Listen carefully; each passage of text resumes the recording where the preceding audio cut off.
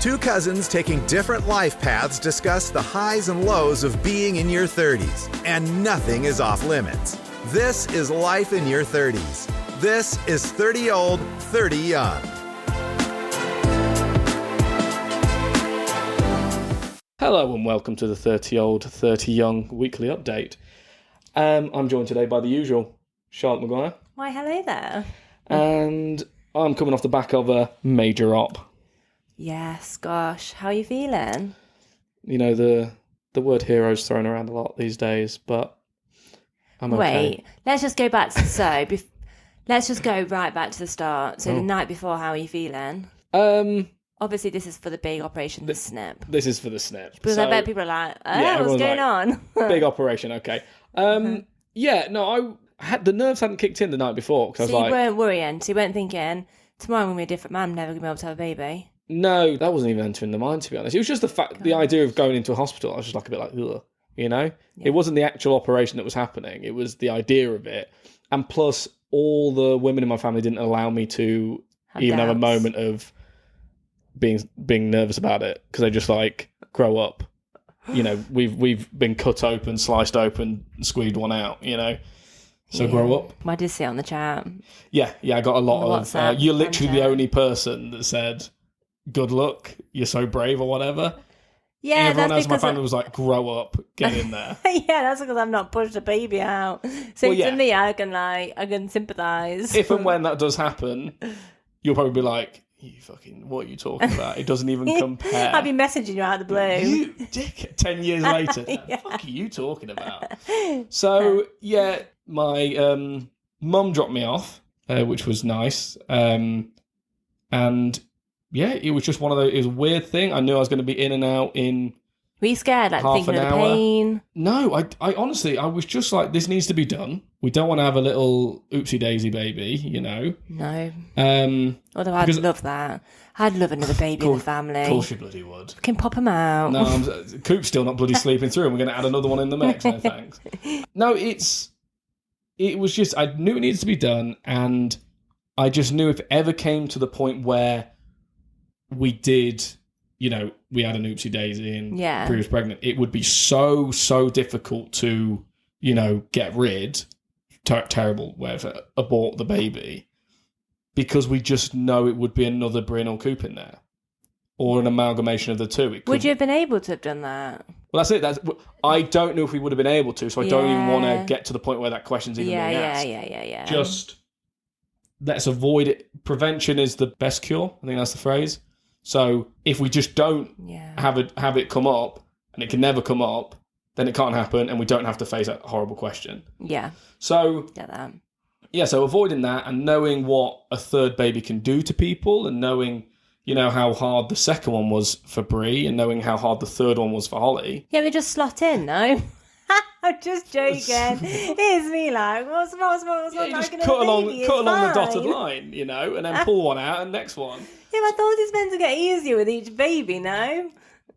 No. I don't know. I think jury's out on that one. We'll have to. I think the consensus is probably from all women, no. I think it gets easier to raise them the more there is, because you can just leave them to look after each other a little bit. Like the first one's a babysitters. Hard, still a human being, isn't it? Exactly. Gosh. You still got it's another thing to think about. Still needs to be taught. Yeah, exactly. Crikey, that's a big job, isn't it? So we didn't want to have it accidentally come about. So the hardest part of it really was finding the room that they sent me to.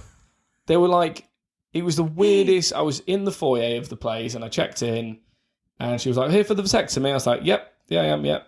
As if it was literally I'd said like, I don't know, here for my flu jab or something. It was just very casual. I was like, "Yeah, here to have your penis cut off." Yep, here I am. Gosh. Then I sat down. They called my name, obviously incorrectly over the microphone.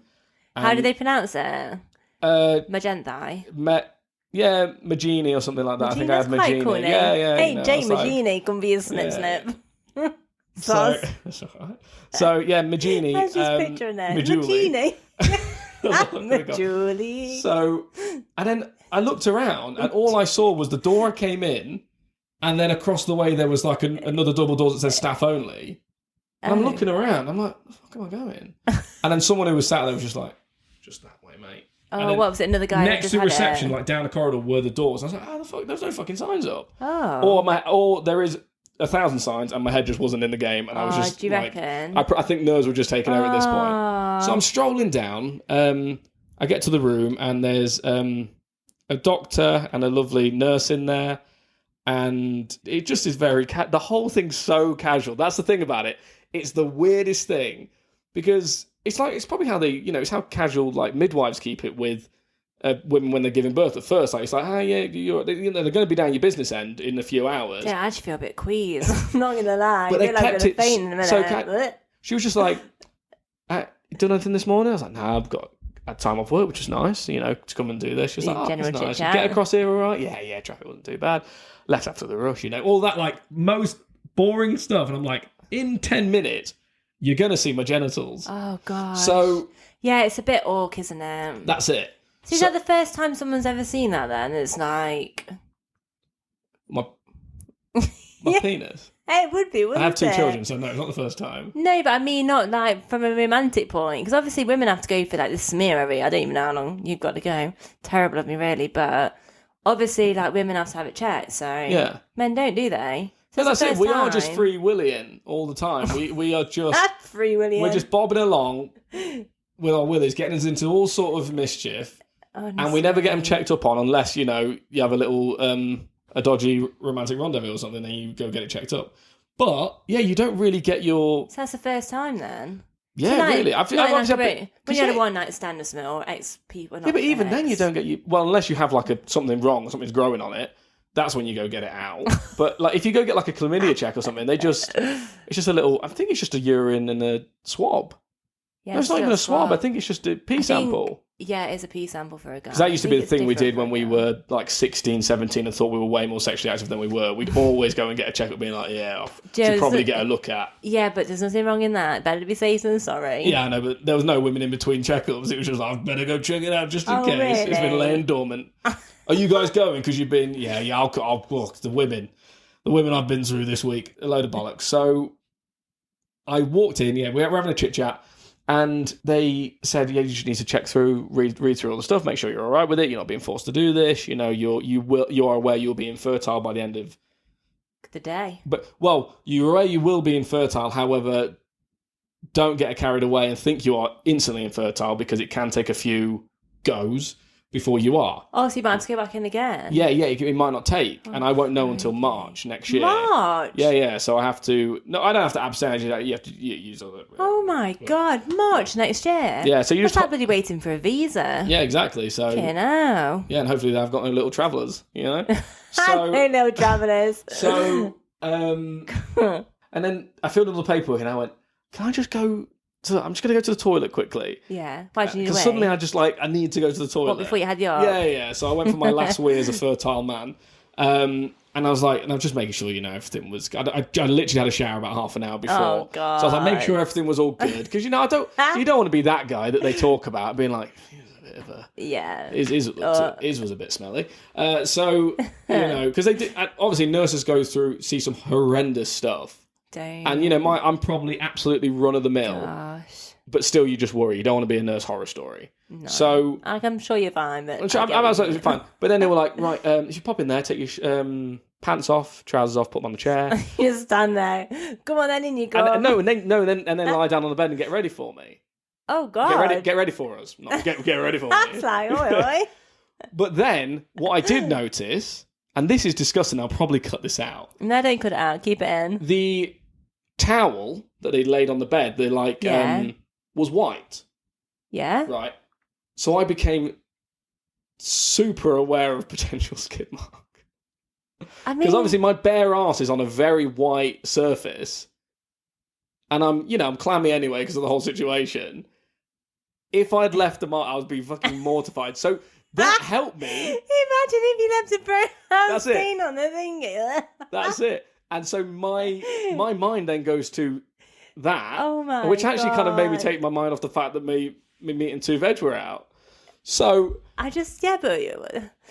okay, I won't ask too many questions. No, it's fine. Ask away. I'm aware we're related. Skin marks though, if it's on the outside. My pants are off. Yeah, but my arse is on the surface, and so like as I'm shuffling around, am I leaving it? Is there any residue? Oh God! That's what I'm worried I wonder about. if someone's ever done that before. And luckily, after I'd I'll get to that part. So oh God! So that's what I was worried about, and that took over all my thought process. And then the doctor, so I'm there. They come in. He's got a full face shield on, as if I'm going to attack him. So he's doing that, and he gets a swab and he cleans me up, gets me ready for it. And then the nurse, bless her, she is stood at my waist, and like the vein in her neck was just like making sure she was keeping eye contact with me, and she did not look down below the whole time. God. Obviously, so I don't get like because it would be weird if I'm having a conversation with her and she's just has a glance at it. It's odd. Yeah. So while he's sorting me out, and he punctures my testicles. Punctures them. Yeah, there's a puncture. So it's like it's kind of like a needle but slightly wider. So it hurt. No, because they gave me the anaesthetic. Sorry, the anaesthetic first. Did, right. Local anaesthetic, and then puncture, open it, go in there with the needles, 2 needles in there, and then close it back up and suture the wound. Like they burn your balls back together. The sac. They go like they've welded. I've got my balls have been welded basically. God. Nice skin weld. Flipping Disgusting. heck. So that happens, and me and this nurse are just having a right old gab, and I can tell that I was nervous, but the way I was talking was just at a rate of knots. She was just like, so you got? I was like, yeah, we've got Christmas coming up, and then the kids are really excited about that. This is going to be Bryn's first cognitive Christmas, so she's already on with it. And she was like, yeah, and then she's like, and it's just asking me like the most boring questions, just and it was they do that when you go for like a blood test or something, and they'll stick it in your arm. And then and meanwhile, this guy's snipping at me my balls. So all that's happening, and then the worst part, and the part that I think I'll always remember, is they went, right, okay, so did you bring any tighter pants? And I went, no, these get tight when I put them on. They were like, yeah, if you could, like, you need to get yourself a Speedo or something, like, to really hold it all together. Why? Where's it going to go? No, I think it's more like if you keep it all up and it doesn't dangle, it doesn't put stress on the veins and stuff, and they could split. Flipping gross. So all of that stuff. So I said, no, don't worry. What I'll do, I've got quite large thighs. I said, I'll just lift it up and then close my legs. Oh, God. And then I went, yeah, like that. And I just went, I don't know why I did it. I don't know why I said that. And then they went, right, we're going to dress you now. And I went, what? Sorry? And they were like, because you can't really move to put your trousers on, that's when you could really do some damage. We're going to dress you. Oh, my God. And I don't know if you remember the last time you were dressed by someone. Never. But that bit where, have you ever had someone put a jacket on for you? Yeah, of course. And so you put your one arm in, and then you frantically look for the other arm, and you can't find it. Yeah. That was me with trousers. So they were like lifting my pants up. I mean, why did you not video this? This would have been good content for the pod. I don't think we would have been able to put it anywhere. Blur out a massive black box blurring out. Oh, I love that. That'd be funny. So they're dressing me, and my pants are going on. I wore these. I wore chinos. Yeah, but can you I should have gone for some joggers. They were like, yeah, what you want to do is tight pants, loose trousers, and I went loose trousers, tight-ish trousers. So they shuffle them up, and then like lift.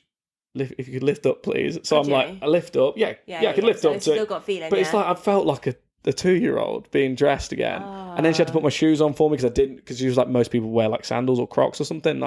I'm wearing boots. So I put those on, and then I got a bit of a head rush. I hadn't had breakfast, so I got a bit of a head rush. She was like, I'll get you some water. We'll have to take you to a different room though, because you got to sign off some documents and all that lot. So I'm sat in there. I send the picture to the family chat of being like, I'm infertile with my glass of water. And they literally were like, we'll just check in. Then they sorted me out for the, logging in to get me checked out to make sure I am infertile in March. God. And then I can't believe how long it is you've got to wait. Well, I think if they do it too soon, you could get like a false read and you think you're fine and then suddenly there's a baby. Gosh. Or I think they just want you to wait, make sure you've done, they said at least 25 times you need to... Well, have sex. Or, sort yourself out to make sure you're on the new batch. They didn't say that, but that's how it felt. Like you got to get through the old stock and then see what the new guys are on rotation. Oh my gosh! So all that happens, and then I'm not gonna lie, they gave me. Yeah, the local anesthetic, they were like, that'll run out in about 2 hours. So we had time to get a Mackey's breakfast on the way home, which was lovely. I'm craving one of those. That did a job. That sorted me right. I had a breakfast wrap spot on. How many hash browns did you have? Well, it's cheeky because it's a breakfast wrap, so the hash brown comes in the wrap, doesn't it? And you don't get one on the side. I couldn't do that. It's a little bit of a con. Yeah, but I'd have to go for an extra Well, one. they do that on the menu now. They can, as you do it on the app, they go, extra hash brown? Oh, yeah. Because they know what we're like. I always have to. So, yeah, but I always, if I have an extra hash brown, I'll take it and Brie'll have it. Oh, I'm scoffing. Yeah, honestly, yeah. as soon as it comes in my mouth. Any extra hash browns, Brie or Bryn will lap them up. So that happened. We get home. Luckily, from the shoulder, I still had some codeine left over. So I had that to make sure, double down. And I'm not going to lie, there was only one time, I think it was so I had this done on a Tuesday. Tuesday, feet up. They said, take a load off, really look after yourself. Wednesday, still a bit like bruised, I would say. And all it felt like was that someone was holding them. That's what it felt like they were giving them a bit of a squeeze. So that's what it felt like, and it was like quite an uncomfortable. And obviously, when that happens, if you do get squeezed or kicked in the balls, you just feel a bit sick and a bit like, oh, get out. So that's what it felt like. I just felt like I was going to be sick, and I hate being sick. So I was like, if I stay really still, I won't feel sick, and I won't, pass out from being sick. So all that was happening, and then it was only on the Thursday night. I was like, I could probably be all right I went on they said don't drive till Sunday, and on Thursday I did some deliveries. Yeah, but then you might stop the process from happening. Well, this is why I'm worried, or infection, but it's more for infections. I think the job's done. Okay. I think it's infections because it's all internal. You don't know if it's an infection is bad until it starts to do damage. So, and it was on the Thursday night. I think I rolled over in my sleep or something and just basically nutcrackered myself. And I woke up and I was like, that was the worst, not the worst pain I've ever had, but that was when I went, oh, this is really shit. Because what I did is I full on, I didn't take a photo actually. I shouldn't because the internet shouldn't see this. I went sumo. Yeah. Because I didn't order any Speedos because I was being a tight bastard. I'm not buying Speedos. I'm never going to wear them again. But it didn't have to be the brand Speedo. Right, but either way, they were going to be here like the next day. Core trunks. Swimming trunks, yeah, or But I think, yeah. Yeah. But like something so all I did is I just got my normal boxers and just made them into a sumo situation. Oh, for God. So I took them at the top of my thighs and gave myself a massive wedgie. And then moved everywhere it needed to be, which I slept with. But obviously in the night, the moving, it came a bit loose, and that's when I clapped them with my thighs. So that woke me up with a start, and I thought I was going to throw up. But after that, fine. So out of 10, how would you rate it then? Pain what? Okay, from going in before, like worrying, the night before, out of 10. 10 being really bad, 1 being 3 out of 10 worried. 3 out of 10, that's cool. When you actually were walking into the hospital... No, it's going to happen. Out of 10? 5 out of 10, which is like a baseline of walking into hospital, to be honest. Yeah, okay, cool. And then you sat in the chair. Out of 10? The skid mark fiasco kind of took my... Wait, no. Skid mark fiasco implies I left them. I didn't. Like on the record that I didn't leave skid marks. But that whole idea of it worried me. Yeah. And the idea of having the dirtiest penis they've ever seen. Right. Worried me. Oh, God. Like to clarify, it's totally normal down there. But you start to have these panics. That took over all of it. So the worry was like 4 out of 10. Okay, and then when he was doing it, what was that? That was fine. I was just having a chat. So nothing? Talking about dogs and stuff, yeah. Oh, God, not the dogs. No, what are you saying about? Don't animal, please. No, talking about rescues and stuff like that and talking about Murphy and all that. So that was fine. Her dog, hopefully his legs gets better. It got amputated the other day, so sad times. How awful. Well, she adopted him with like a gammy leg, and then literally straight away the leg like seized up, and she had to. So that was sad. So that took my mind off. I was like, okay, there is worse situations to be in. Yeah. And so after and then the pain after maximum, where I clapped myself like I'd closed a book on them. 6 out of 10. And it went away quite quickly, just had some water and went back to sleep. And then throughout the maximum pain, just uncomfortable, 4 out of 10. If that, I just think men need to grow up, if I'm honest. It's not that bad. You're just worried about getting your penis out. That's what it is. No, men are not worried about that. They are. One bit. More men than you think are insecure about their penis.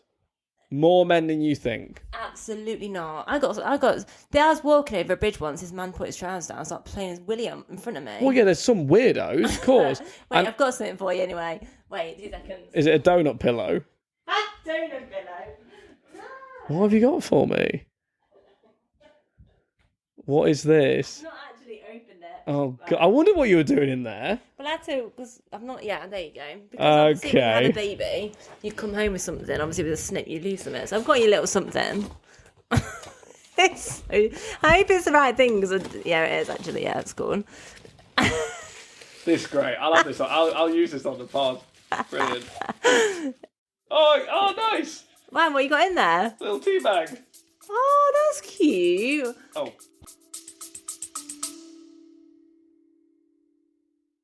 What does man v fat mean to you? Lose weight and enjoy a game of football. Mental health, camaraderie. Friends, football, fat loss. Reverse my diabetes. Big, sweaty, fun. Life-changing football. Better and healthy lifestyle. Good competitive sport. Teamwork, banter and weight loss. Create a winning mentality to lose fat.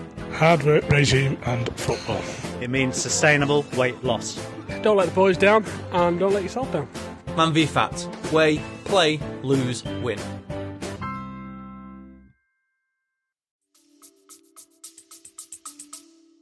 I got a little tea bag in there. So, for those who aren't watching the visual, hopefully we'll zoom in on that on some magic video editing.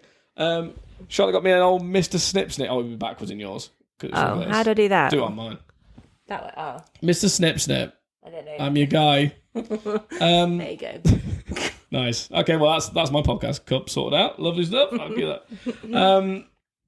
So yeah, you're done then. So yeah, it's all done. It's all good. And yeah, honestly, besides the flasher that you've encountered, and besides, you know, so you reckon guys are just scared about? I reckon the top. Well, I think they're scared about being infertile because they think it attacks their masculinity. Where I think getting it done is, I think, quite a masculine thing to do. I think it's you're taking nature into your own hands and sorting it out. You know, right? So rather than putting your partner or wife through an uncomfortable situation, and rather than giving a load of illegitimate kids to the world, you just get the job done and stop. Yeah, but I think are some men also worried about the fact that, you know, it could actually be the fact, like you said, they just don't want to have that power taken away from them, maybe. Yeah, but why? It's not a power. Not the power, but it's just like... You don't do any of it. You do the first bit. You do the at the start, and then the rest of it's for the woman. But then also, they may not know if they eventually want some more in the future. Well, Maisie agrees with me here. I understand if you haven't had a child, why you wouldn't get one, just in case. Even if you are like dead against having kids. Men are a bit like, just want to pop them out, don't they? Like, hear some men having like 6 different people. No, some people 100%. Should. So yeah, I'm just men are worried about losing the control, sure. But I think it all comes down to the fact that men are worried about getting their tiny little penises out. Grow up. If you've already had the kid, you've done the job. It may not be massive, mate, but you filled a pram. Well done. Just be a good dad and get your balls snipped so you can focus on the ones you've got. Wow. Yeah, there we go. Also, guilt-free cheating. You can never get the person you're cheating with pregnant. There you go. Oh, Jake. Well, I like the last bit you said, and then you say that. So many men. That is so awful. So many men get caught up because, you know, they're having their fun. Then they go and get them pregnant. I don't like this guy. Get a vasectomy, guys, so you don't get caught. That's why I did it. No. It's not why I did it. It's not why I did it. I'm being silly. Yeah. Oh, no. My in-laws who are listening. But no, I'm so sorry. Well done for getting it done. I'm pat on the back and all that. Like I said. Bree's super lucky now because she doesn't need to worry about it, does she?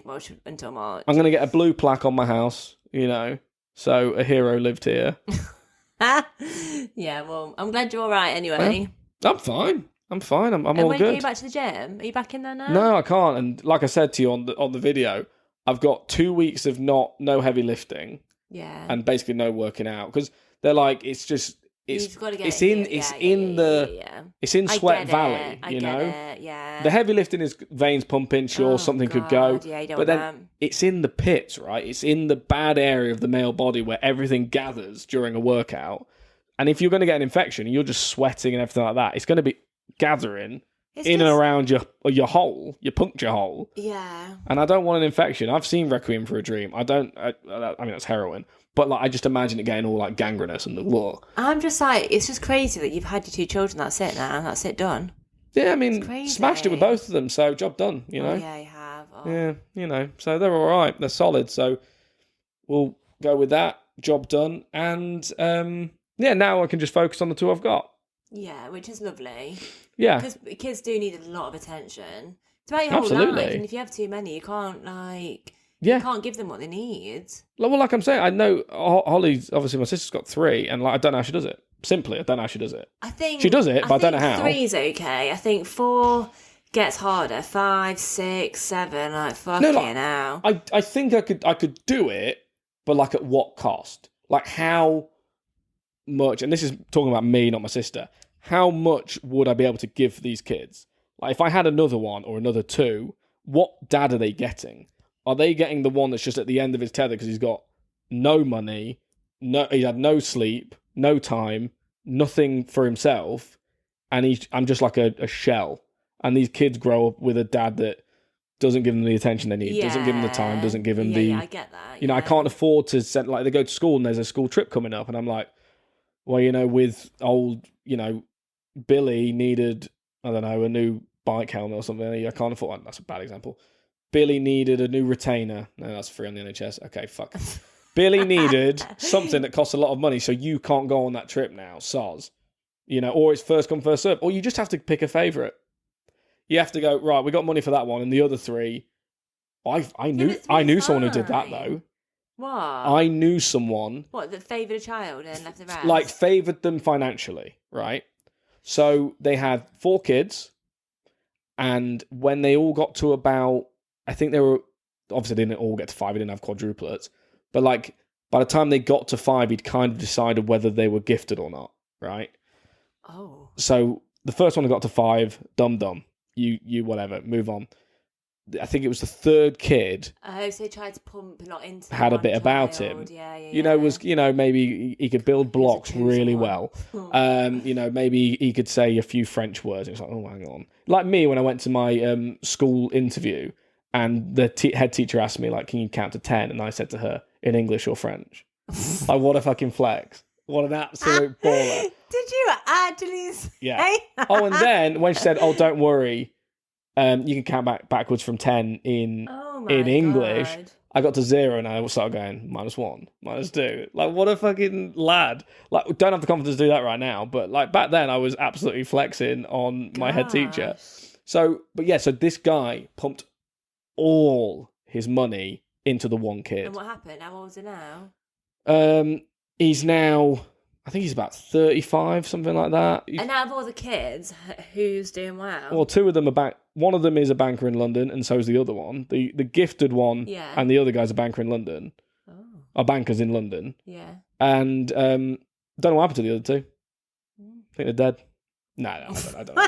God. I don't know. I should probably find out. But all I'm saying is, I don't think it was dramatically different what happened. I mean, maybe, the one that they sent to private, because the other 3 went to state schools, then the one went to private school. Right. And they basically sent him off to boarding school, and he was gone.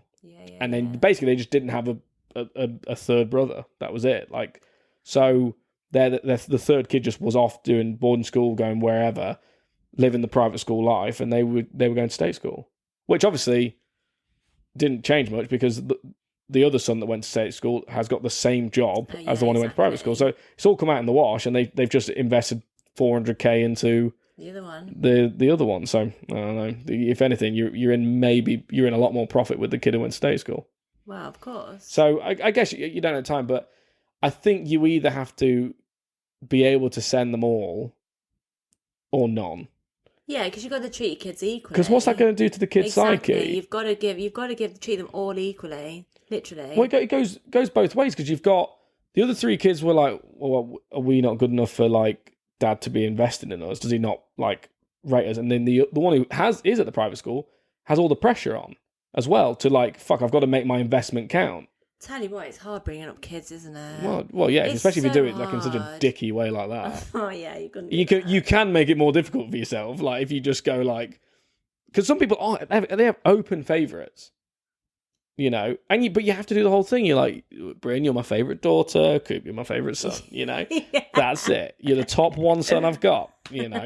That's it. I mean, he doesn't know what I'm saying, but you have to play, and there will be days where one will you will just like the other one more because the other one had a tantrum. You're like, yeah, he was difficult today, but she was lovely. She was difficult today, but he was lovely. It's just all it takes. That would scare me. That it's like, as a mum, it would actually terrify me. If I gave birth to a kid, I don't think I could technically be like that because I'm too loving and whatever. Well, no, if a child was born, I was like, oh God, I don't like you at all. To be fair, you can't send them back, can you? Though, I didn't bond. It took me longer to bond with Coop than it did with Bryn, and I didn't bond with Bryn for like the first 6 to 8 weeks. Didn't bond. Yeah, but that's because guys do find it harder to bond with a child. It's because they don't carry the baby, do they? No, and I've just witnessed what happened, how she got out of there, and was worried for Brie. Oh, really? I think you carry some of that with you. This kid now that we're losing sleep over, and we're really fighting to tend to and make sure she's all right, has just put the mum absolutely through it. And then you see it again, and you're like, fucking hell. And it's because I've never been through catastrophe. I've never witnessed anything like that. So it was obviously, and it was scarring for me. So God knows what it did, for Brie. Fucking hell. So I think that carries with it, and it just took a while. But then I think maybe it's also because I'm millennial and I want everything straight away. That it's because she wasn't really doing anything. All they're doing when they're first born is just crying and pooing. And it's just kind of she's cute and everything, but fucking hell. And same with Coop. But then when you get something about them and you start to bond and you start to see yourself in them, then it's easy as anything. And yeah, there are times where you're like, oh God, they are doing my head in, but you still love them. It's just they're doing you nothing. Yeah, and that's allowed. And all it takes is, I'll tell you what, any parent that says they love their kid unconditionally, which we all do, but just go on a half-hour car journey, when they're nearly at bedtime. It's the fucking worst. One starts crying, the other one's crying because the other one's crying, and so she starts crying, and then we're like, Bryn, why are you crying? And she's like, Coopy's crying, it's loud, it's making me cry. I'm like, no, you don't, no, you don't need to. Coop's crying because he's sat in his own poo. You're just crying because, he's annoying you, and then it's just, you're just driving along, you've got Happy, it, Clap Your Hands playing, while it's just apocalyptic, while these kids are just screaming, and you're just like, and you just try, and then Brie and I have just looked at each other before and been like, fucking hell. The biggest moment of it was we came back and it was our first ever meal out with Coop. Yeah. We met with a load of friends, had a lovely meal, and then on the way back from the meal, Bryn threw up all over herself in the car. And we were about 2 minutes away from home, so we were like, let's just power through. Fucking stinks, open a window. Yeah. Carry on driving. We get back. Bryn's then sat on our bed. We've cleaned her all off and everything. She's had a bath. And then she throws up down herself again, straight after the bath. And then I was just like, oh, flipping heck, like that. It's annoying, isn't it? She'll have this fucking bath then. Yeah, flipping flipper. Get fucking the flipping bath, you. But it's okay, you're fine, it's fine. I'm not telling you off for throwing up all over yourself. I just want to make sure you're okay. Then as we're doing this, Coop just projectile vomits all over Brie. Oh, shit. And then he's crying, Bryn's crying because she's covered in sick, and Brie's covered in sick. I'm the only one not covered in sick, actually. I've done all right in the situation. So yeah, that's the moment where you go, Jesus Christ, this is something else. So basically, yeah, you have moments where it's like, this is a lot, and that's probably what drives you to get a vasectomy. But there will be no point where, obviously, okay, scratch that. There will be points, and there has been points already, where we look at our kids and we go, oh, we couldn't we? We could have another one. Oh, look really? at them. They'll be doing something cute, and you go, oh, fucking hell, look at that. Look at them playing. Imagine if they had another one to play with or something like that. Imagine, the other night, I went every night. I'll always go and check on the kids before I go to bed, because I go to bed slightly later than Brie. So Brie's asleep. I go and check on Coop, and then I check on Bryn. Oh, and they lie there all snuggly and sleeping. It's just like, oh, I love you so much. And it's such a weird thing. And I saw someone did a TikTok video of it, try and explain this to someone without kids. You're looking at them, yeah, and then they move slightly, and you go oh, fucking hell. And you're freezing the spot, because you're like, shit, don't wake up. It's crazy. You love them. They're so cute asleep, but please don't fucking wake up, because that's going to be a nightmare you don't for want me. That. Yeah, it's like in Centre Parks when I had Leo in the same room with me. It was like, how old was Leo then? Oh, God, 6 months old or something. Yeah, and every time I walked in, I could hear him breathe, and it just stand still, because I don't want to wake him up. So then I go into Bryn and she's having a little nightmare.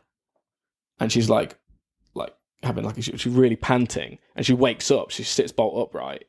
And she's like, her little chest, bless her, like she's like panting. I'm like, and I sit down next to her, I'm like, are you okay? And she said, she gave me like the sweetest, like, Daddy, like that. And I was like, do you want me to sit with you till you fall asleep again? She was like, yeah, can I have tickles? So I'm tickling her back. And then she is just whispering to me because she knows she can't wake up Coop. So she's like, Daddy, we're going on holiday, aren't we? We're going on holiday. So cute. And then, but first Louis' party, and then Santa's coming. And she's just like jabbering away. And we talk for like half an hour. Like a 3-year-old, like she's holding the conversation and she's chatting. And I'm like, right, we really need to go to bed now. And she went, okay. She said, it's still sleep time. And I went, yeah, it's still sleep time. And she was like, is Mummy asleep? Is Coopy asleep? I'm like, yeah, you still got to go to sleep. And so I'm tickling her. And then I fully passed out on her floor. And then woke up at like 4:30 in the morning. I'd fallen asleep, my head on a dinosaur. Still talking to her. And she'd fallen asleep as well. And the only reason I woke up because she's snoring away. And then so I'd crawl into bed at 4:30. And then I've had a terrible shoulder ever since. The other one's fucked now. I've got 2 bad shoulders. And yeah, it was just like such a core memory for me now. I will always remember that time where we sat up and had a little late night chat, and then she fell asleep, and it was so nice. And they're the moments you go, God, you could have another one, couldn't you? But no, it's done and done. It's done. You've done it all. Done sorted. and done. Men, obviously, situation pending. Get it done. If your wife's like got to keep taking the pill and her hormones are all over the shop and you're moaning about her hormones but you're not getting the situation sorted, grow up, get in there, get your penis out, have them snipped. Not your penis, your balls. I am just sick. I've had people say, "Oh, my husband just won't get it done. He's scared. He won't get it done." And they've got like 3 kids already. It's like, get it done. That isn't directed at my brother-in-law, by the way. And then I've got other ones. I've had someone say, I'm not getting the snip, and if you do get pregnant, we're keeping it. Oh shit! That's like harsh. That's like no. Am I the arsehole kind of situation? Exactly. And I probably should have phrased it. I could have done it in that vasectomy one. Yes, we have. Yeah. So basically, that is it. Really, that is my big update. I've completely overshadowed the weekly update with just my meat and 2 veg. So what's happened with you? I feel like that's so important. Is that more important? Yeah, absolutely. Okay, well, yeah, it is very important, and like I said, the word hero gets thrown around a lot, but here I am, living and breathing. The only thing I've done this week is put an offering on a house when I thought I was going to leave Derby. Yeah, when you text me that, I got a bit of whiplash. I was like, the fuck are we talking about? You just leaving Derby now? You put. I was like, is the house in America? Well, what are we doing? But no. I know, the week before I applied for my visa. You're like, I want to get out of this place, and the best way to get out of Derby is to buy a house and put my roots in, you know? Yeah, but the thing is, I was out for drinks on a night out, and then this girl uploaded some pictures onto Facebook, say on the group chat for the estate, and saying I'm going to look to like sell my house. And this house was beautiful, and I thought, fuck it. So I messaged her back. I was a bit drunk. I was like, "Can I come view your house, please?" And she was like, yeah. Speak to the estate agents. Well, let's get you booked in. So I did that, and then went to view, and I fell in love with this house. I was like, it's a party house. But I thought, I could live here for 2 more years. If I bought it, 2 more years in Derby. But then, so I had a lot, like having to fill in, getting the mortgage in principle, getting my house on the market, getting it valued. There was a lot, and obviously I really wanted this house because it's in your comfort zone, isn't it? It's easy to stay. It's easy to get a nicer house and just stay. That's it. So anyway, long story short, my offer got rejected, and she went with the first-time buyer because they put quite a lot down. Yeah. That was quick. Yeah, I know, all in the space of a week. Honestly, my emotions were high last week. Well, you can live vicariously through me because I'm going to go look at a house tomorrow. Oh no, stop. But the thing is, I could literally go buy one off the... So there's a estate up the road that's got the same house from brand new. But I didn't want that one. I wanted that one. And the girl felt so bad, bless her. I'm really sorry because I got on really well with her. She was really nice. She was selling the house. And I was like, look, what's meant to be is meant to be. And obviously life does not want me to stay in Derby. And it's telling me, Charlotte, no. You're like, Charlotte, you can see the whole world. You go to Indonesia, China, across the road. You know, there's all these places you could go. But you like it here. Admit it. You like it. It's comfy. You love it. Well, exactly. I was thinking, well, it's easy, isn't it? Sometimes it's easy. What is it?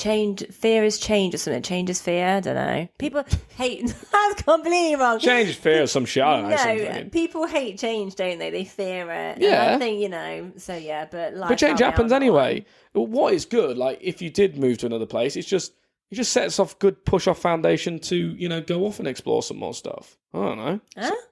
Like if you set a good base, then you can go from there to go and do stuff. What do you mean? It doesn't trap you. A house isn't a cage necessarily. It can be like a base. It could be like the foot of Mount Everest, You need to have a nice base. That's what I thought. I thought I can rent it out, done. But life did not want me to do it, so... Okay. Life in your shitty offer, apparently. No, I went above. I went in high, and then someone right at the last minute. In this economy? Yeah. Fucking hell.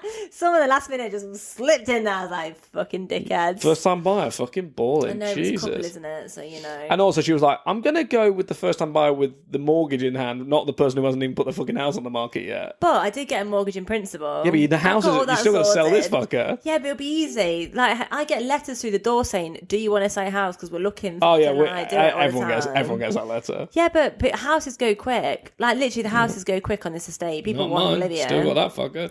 What's happening? So what are you going to do? Go view a house? Yeah, so I'm going to go look at a house, and we're going to look at options of, how to get it.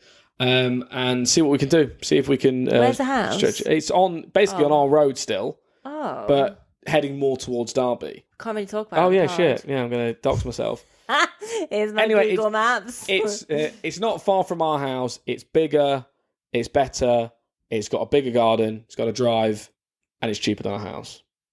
So, no-brainer, really. Good luck. So we shall see. And that's the big move. Obviously, it won't be in by Christmas, clearly, because I haven't even seen the house yet. Yeah, you won't. But it's not long on the market, and the people who've been there have been there 25 years before that. So I reckon it'll probably be one of those ones where you stay in it for a long time. But it's exciting, and...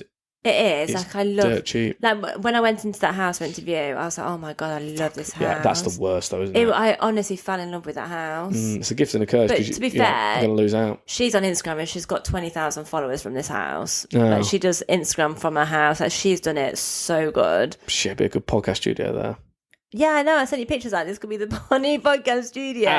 At the place I'm seeing tomorrow has got a garden room. Oh, podcast garden room. Yeah. See what we do for this podcast? We move house. We move house for this podcast. But yeah, that is it really. That is the most exciting, probably the wrong word, exciting thing that happened for me. We've got a guest coming up on the next episode.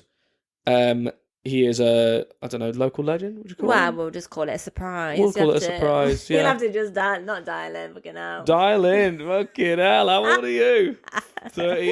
40-old, fucking hell. Dial in. Tune in. Tune in for the next one. We'll yes. be on our Instagram, 30 old, 30 young. I'm excited. Obviously, last week we had our first guest, Scotty Boy, that came out. So, hope you guys enjoyed it, the whole... having a guest on, and give us some feedback. Tag us, tell your friends about us, because tell your friends about it. We can say our podcast is great until we're hoarse, but if you're telling your mate to watch something, they're more likely going to listen to you than they are us too. So tell your mates that to give us a listen, give us 5 stars. It really helps. Shoot us up the chart. We actually blipped into the chart recently, which was nice. Yeah, sorry, I forgot to tell you about that. What? We had a little pop in and we popped straight back out again, but a little cameo. So if you keep giving us the stars, they'll keep giving us a chance to, pop on random people's devices, and hopefully our fan base in Luxembourg keeps growing, because we're doing pretty well over there. So shout out to Luxembourg. I've not been. I want to go. I love you all. And we'll see you next week. Ciao. Thanks for listening. We know time is precious, and we thank you for yours. Please like and subscribe, and we'll see you next week.